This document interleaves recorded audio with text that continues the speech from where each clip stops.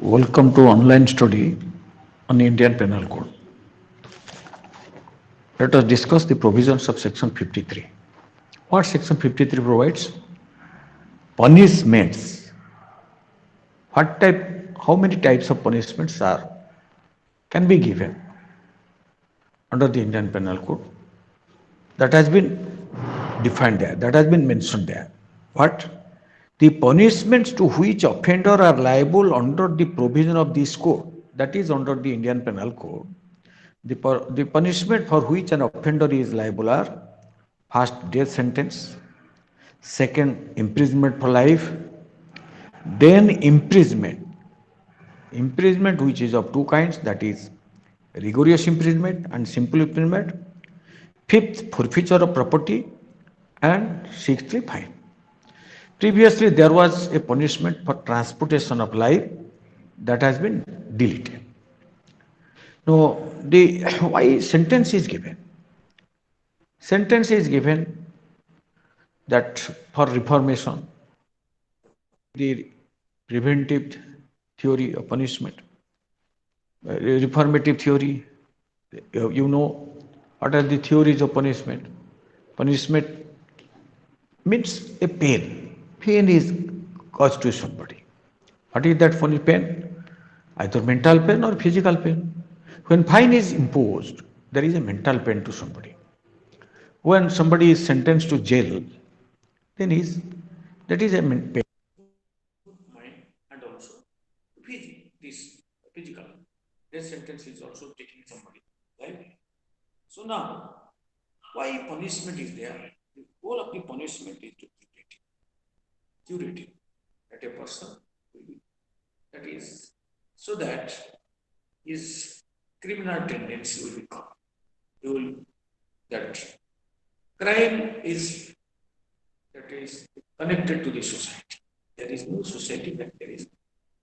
Once a crime is committed, punishment is given. Because at first you are aware what are the theories of punishment, that those are there in the jurisprudence. What is that? That is deterrent theory, retributive, preventive, and reparative. In case of deterrent theory of punishment, first they impose heavy sentence. That is, for a small crime, if this heavy punishment, that is punishment so that other will be deterred not to commit such type of offense in future. That is deterrent theory. Retributive theory, that is tit for tat. That is retributive theory. Eye for eye, tooth for tooth, that is retributive. Preventive theory, you are either preventing some person, keeping some person in jail, keeping the culprit in jail, so that he is prevented for certain period, for certain time to commit offense. Preventive theory. Reformative theory, that is modern theory. So here, reformative theory of punishment, that is, hate the crime, not the criminal. When a person was born, he was not a criminal. Because of circumstances, because of his upbringing, because of lack of education, a child becomes a criminal in future. So for that, the state is responsible. So state should that they see that the person comes to the mainstream of the society. How? If a reformative approach is given, while instead of giving sentence, if that person is kept under the supervision of somebody, or efforts are made to change his character, then in such case he will reform himself. So now, but in India, there is no specific rule for what offense, how much of punishment. Theft is punishable with imprisonment up to 3 years. So theft varies from place to place. Suppose if a person commits theft as a pickpocketer, so there, and a person commits theft of a very small quantity of small amount of property, that both should not be, the punishment should not be equal punishment. The entire punishment, how much punishment is given, that is left to the discretion of the. So our courts, the punishment for the same offense, same type of, in same circumstances, a particular magistrate may give a particular quantum of sentence, another magistrate may give yes, a lesser quantum of sentence, not a higher quantum of sentence. That depends upon the political this thinking of the judge, how much punishment is given. It is still in doubt, still it is a gray area that how much punishment is to be given, in which case that because punishment policies, punishment law is not there. What is the amount of punishment is to be? What will be consideration? What facts have to be taken into consideration for giving punishment? But usually court takes the gravity of the offense and the victim against whom, what is whether who is a victim, whether the victim is a woman, victim is a downtrodden person or a poor person. In such case, the court gives more punishment. Similarly, considering the age of the convict, sometimes less punishment. Sometimes that suppose heinous nature of the offense is also taken into consideration while imposing punishment. So, what is punishment? What will be the quantity of the amount of sentence? What will be the term of the sentence? That is left to the discretion of the judge. When a discretion is left, that discretion is always a judicial discretion. What is judicial discretion? Judicial discretion is that discretion. That is not whims, that is not caprice of this, that should not be used arbitrarily, with some purpose, with some regions, the discretion should be used. There must be good conduct. That means fairness, always equality will be. That fairness, equality, all are taken into consideration while imposing. Simultaneously, the interest of the victim also is to be safe, is to be that means protected by imposing punishment. Exemplary punishment is sometimes given in certain economic offences or simply in certain heinous crime. So here, that is, you know, at least under the Indian Penal Code, how many types of punishments are prescribed? That is, the punishments are past death. Death is a punishment. Death sentence. Then imprisonment for life. Imprisonment either of simple imprisonment or rigorous imprisonment. Then forfeiture of property. And then fine. Now, section 53. Construction of reference to transportation. Previously, transportation for life or transportation for certain period. That was a punishment. Now it has been deleted from section 53. So when that, in spite of the deletion of that transportation, the punishment. Now, if in any other law there is a punishment for transportation, how that it will be construed? Section 53A provides, subject to the provisions of subsection 2. Subsection 2 is the provision, and subsection 3. Subsection 2 and subsection 3 of this section 53A, any reference to transportation for life, when in any other law. So in any other law, when there is a reference of transportation of life for the time being in force, or in any instrument or order having effect by which of any such law, there is a transportation of life, or in any enactment repealed, in any enactment which is repealed, shall be construed as reference to imprisonment. In any other law, when there is a punishment for transportation for life, that will be treated as imprisonment for life. Now, subsection 2 says, in every case when which a sentence of transportation for a term has been passed, term means for certain years, transportation for certain years has been passed. Before the commencement of this Code of Criminal Procedure, Amendment 1955, the offenders have been dealt with in the same manner as if sentenced to rigorous imprisonment for this same. There is a transportation transportation for certain period, certain term. In such case, is rigorous that will be treated, it will be construed as rigorous imprisonment for that period, for that term. any reference to transportation for a term or to transport for any shorter term by whatever name called in any other law for the timing in force shall be deemed to have been. If any other law there is a reference for transportation of a term, transportation of term means transport for shorter period, then that is deemed to have been omitted. Any reference to transportation in any other law for the being in force, in any other law which is in force, there is a reference to transportation. If the expression means transportation for life, if the transportation is for life, that is imprisonment for this life. If the expression means transportation for any shorter term, we deem to have been. If there in any other law, there is a transportation for shorter. If transportation life, then that will be construed as imprisonment. If a transportation for a shorter term, then that is deemed to have been omitted. Now, section 54 and 55.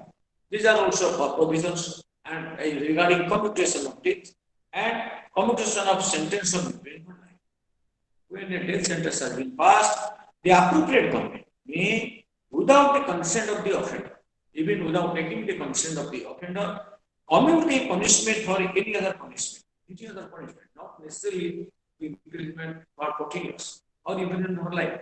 So when a commutation of death, when a death sentence has been passed, death sentence has been awarded to a particular offender, then the appropriate government, which is the appropriate government that has been defined in section 53, 55A, appropriate government means when regarding when there is a sentence of death and any offense against the law of the central power, law of the center.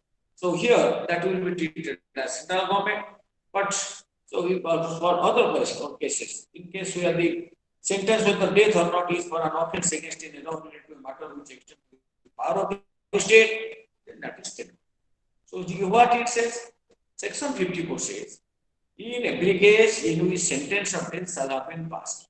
In every case, if sentence of death has been passed, the appropriate may, without the consent of the offender, the consent of the offender is not required.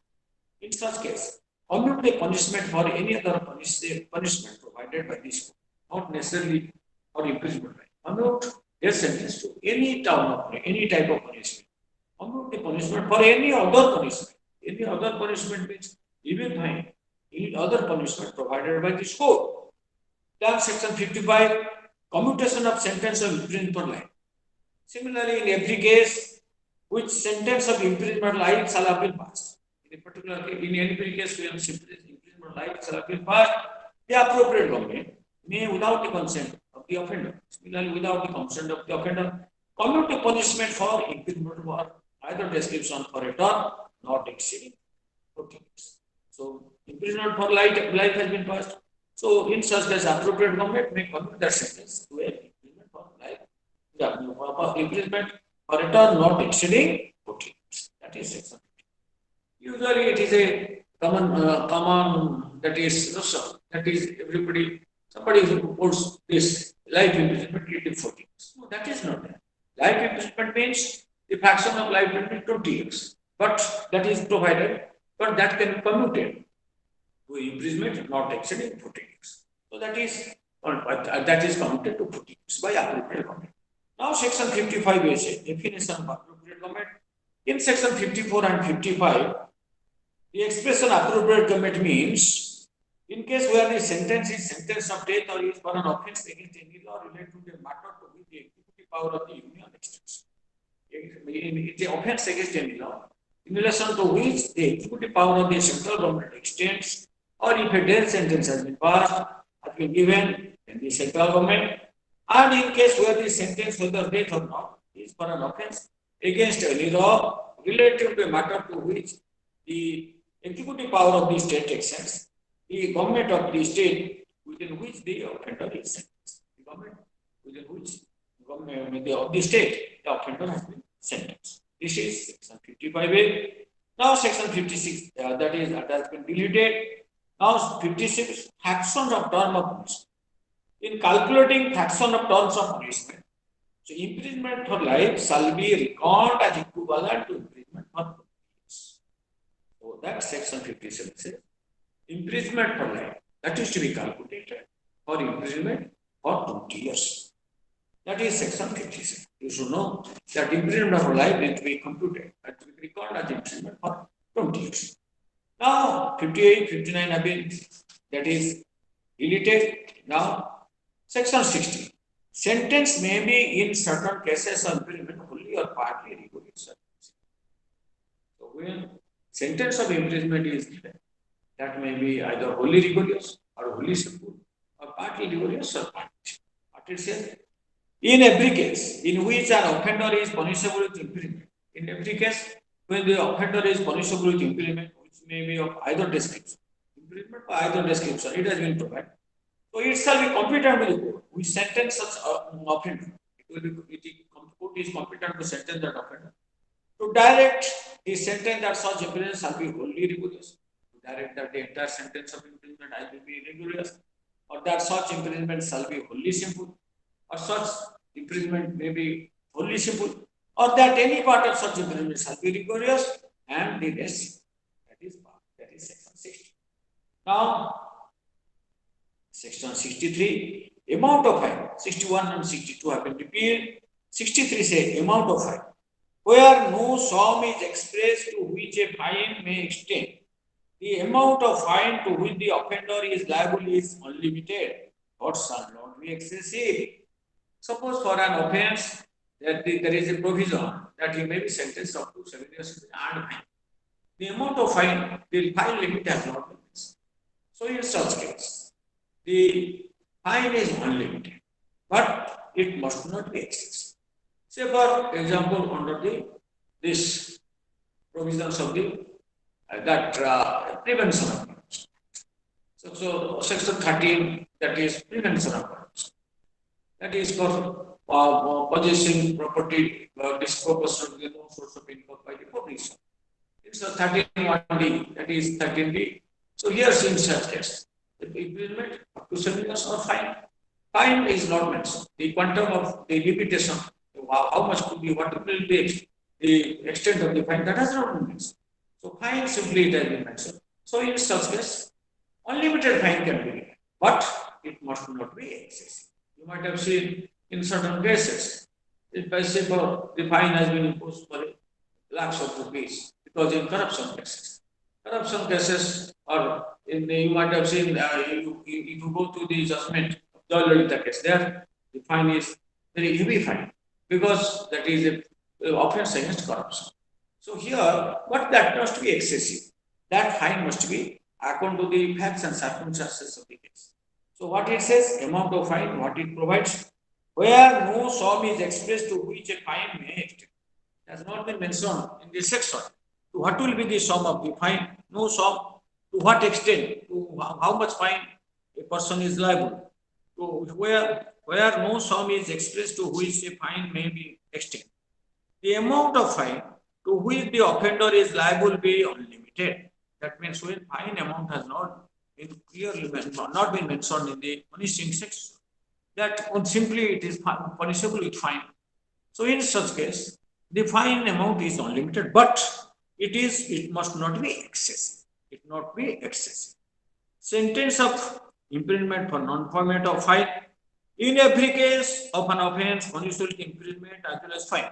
When an offence is punishable with imprisonment as well as fine, in which the offender is sentenced to fine, whether with or without imprisonment. When the person is sentenced to fine, either with imprisonment or without imprisonment, that. And in every case of an offence punished with imprisonment, fine, or with fine only, in which the offender is sentenced to. In every case, when the offender is only simply punishable with fine and is sentenced with fine only. And in every case of an offence punishable with imprisonment of fine or with fine only, in which the offender is sentenced to a fine, it shall be competent to the court. We sentence such offender to direct by the sentence that in a default of payment of the fine, the offender shall suffer imprisonment for certain time. That is why in a case which is punishable with imprisonment and fine, when imprisonment is awarded and also fine is awarded. Simply when an offence is punishable with fine only and the offender is sentenced with fine. In all such cases, or default in payment of the fine, the offender may be sentenced to undergo certain period of imprisonment.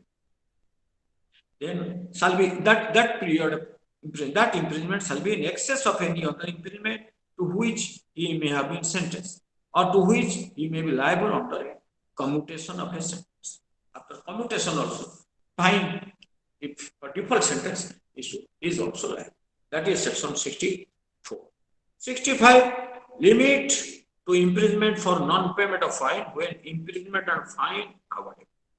The term for which the court directs the offender to be imprisonment in default of payment of fine shall not exceed 1/4 term of the imprisonment, which is the maximum fixed for the offence. First thing, when a person is sentenced with fine in addition to imprisonment, then default sentence in no case will see the maximum period of 1/4 period of the sentence for the prescribed for the offence. If the offence be punishable with imprisonment as well as fine.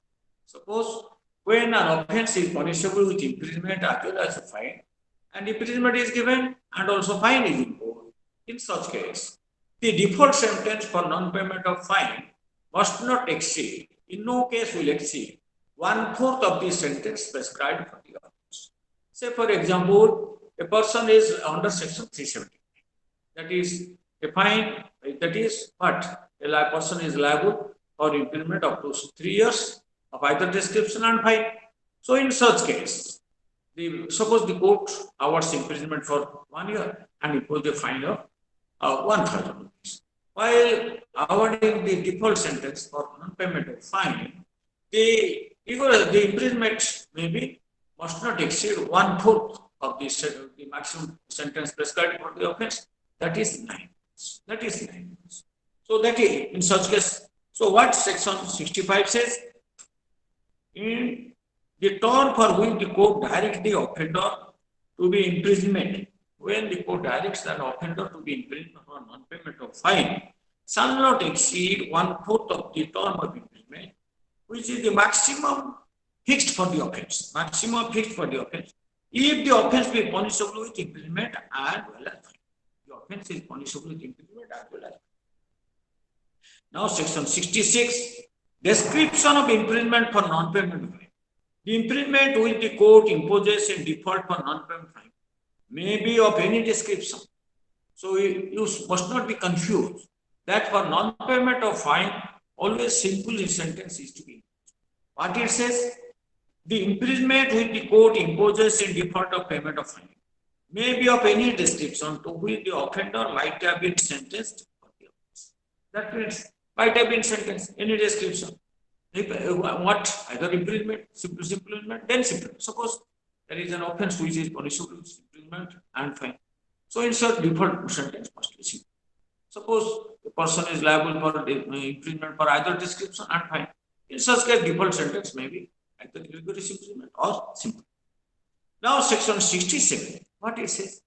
When an offence is punishable with fine only, and in such case a person is punished, sentenced to fine, then what will be the default sentence? If the fine does not exceed 50 rupees, then the default sentence will not exceed 2 months. If the fine does not exceed 100 rupees, the default sentence will not exceed 4 months. If the fine exceeds 100 rupees or any amount, then the default sentence in no case will exceed 6 months. That has been provided in section 67. What it says? Imprisonment for non-payment of fine when offence punishable with fine. So, offence is punishable with fine only, not imprisonment.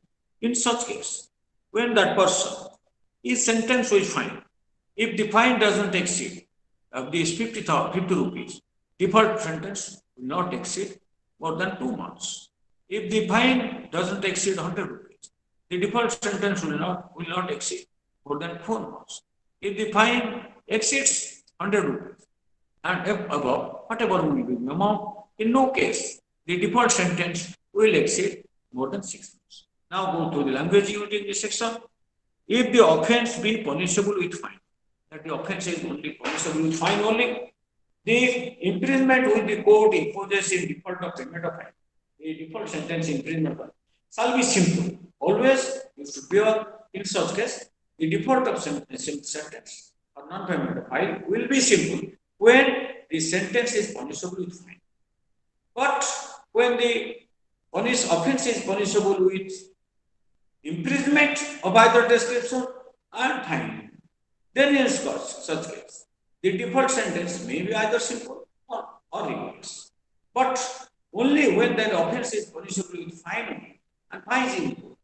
In such case, the default sentence will be always simple sentence and simple. And the term for which the court directs the offender to be imprisonment in default of payment of fine shall not exceed the following scale. That is to say, for any term not exceeding 2 months, when the amount of the fine shall not exceed.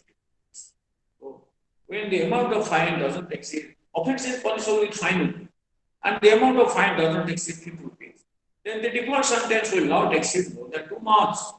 When the offense is punishable with fine only, and the amount of fine doesn't exceed 100 rupees, then the default sentence will be 4 months. Now, will not exceed 4 months.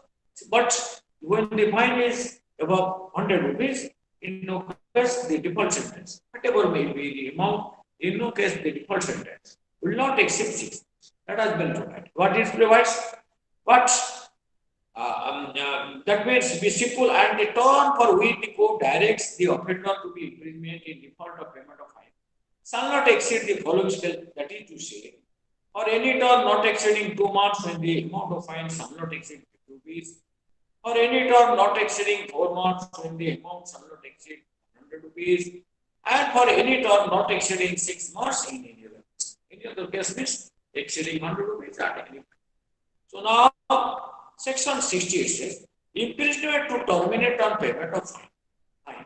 When a person is sentenced to undergo certain imprisonment because of his default to pay the fine, when he pays the fine or deposits the fine amount in court, either in or before the jail authority, then such imprisonment, that what will be considered?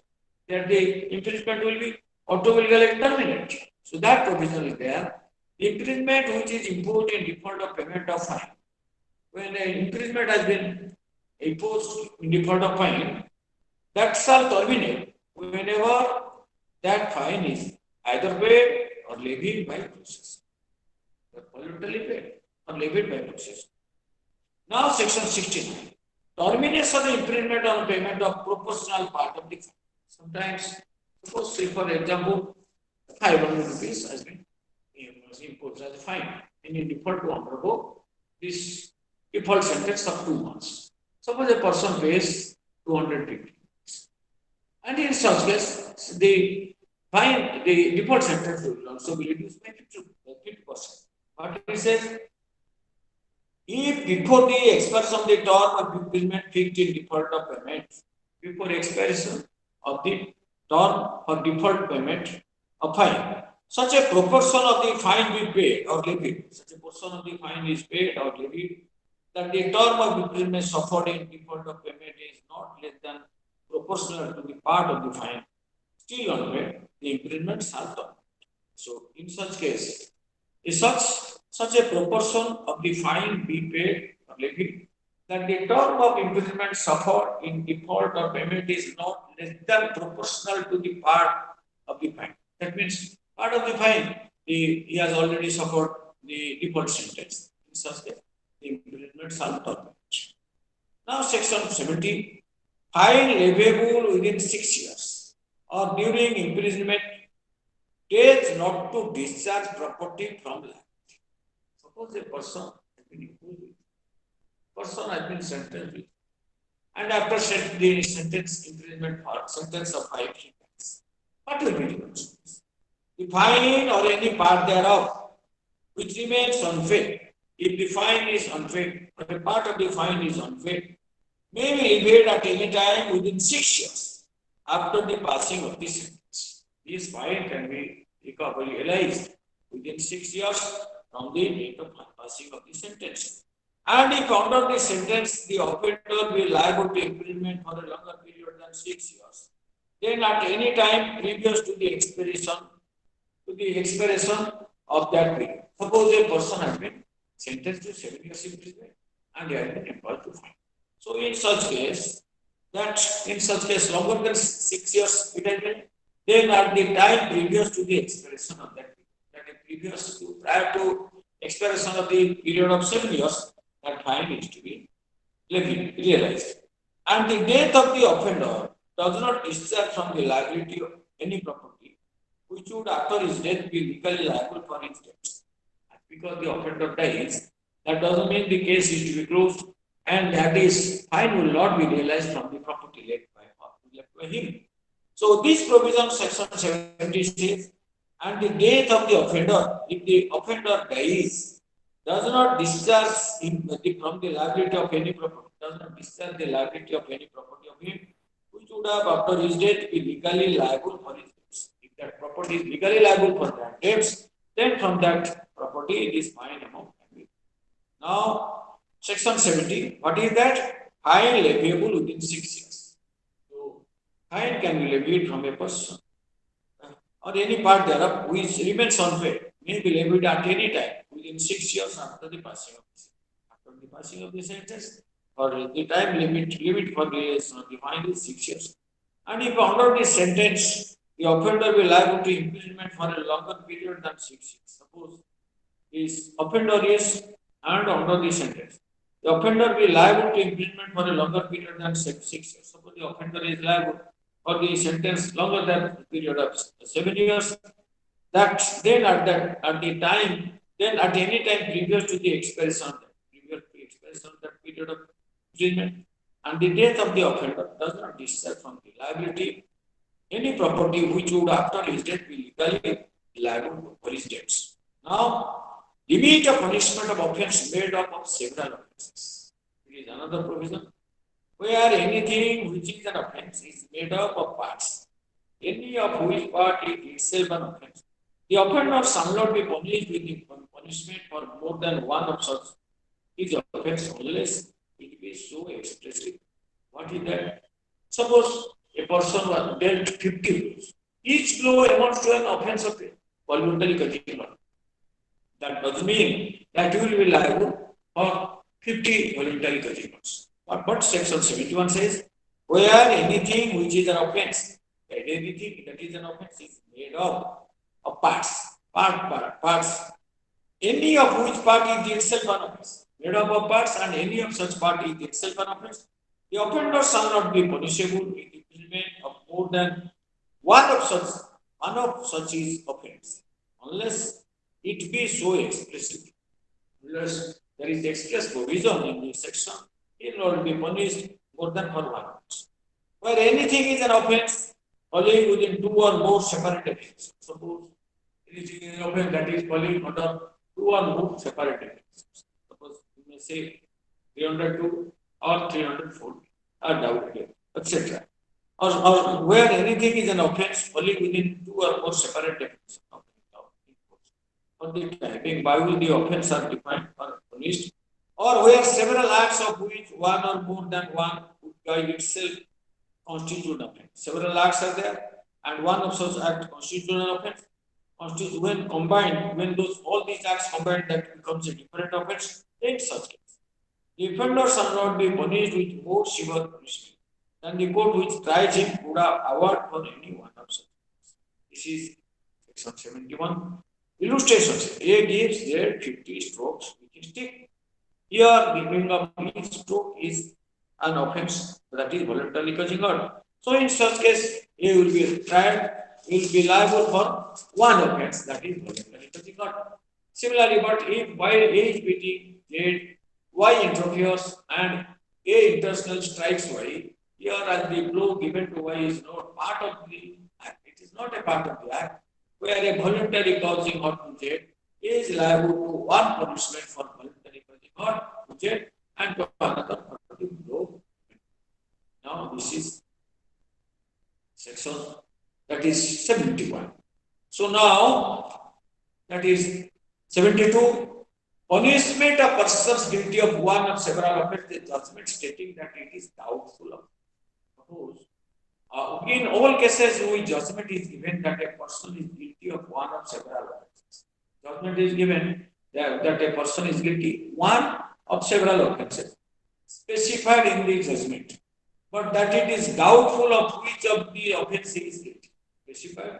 If that is a doubt, which of the offence is guilty, the offender shall be punished for the offence, or with the lowest punishment is provided, if the same punishment is not provided.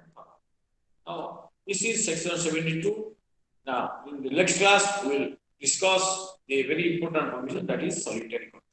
What is the ceiling of solitary confinement? Sometimes we get a question for it, that we will discuss.